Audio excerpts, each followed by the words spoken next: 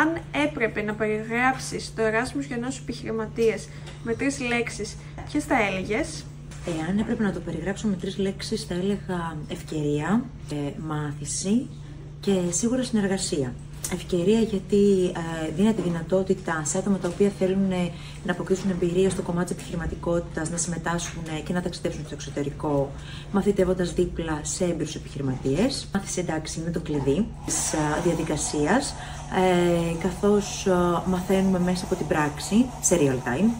Και το σημαντικότερο για μένα όμως είναι η συνεργασία, καθώς το άτομο το οποίο θα βρίσκεται εκεί θα έρθει σε επαφή με άτομα από το εξωτερικό, θα αποκτήσει καινούργια ερεθίσματα και γιατί όχι να πάει την ιδέα του σε ένα άλλο επίπεδο. Αν θέλετε λοιπόν να μάθετε περισσότερα και να συμμετάσχετε στο Εράσμους για νέους επιχειρηματίες, μπορείτε να επισκεφτείτε την ιστοσελίδα του προγράμματος, να κάνετε την αίτησή σας και να επιλέξετε την Smart Umbrella για ενδιάμεσο φορέα σας.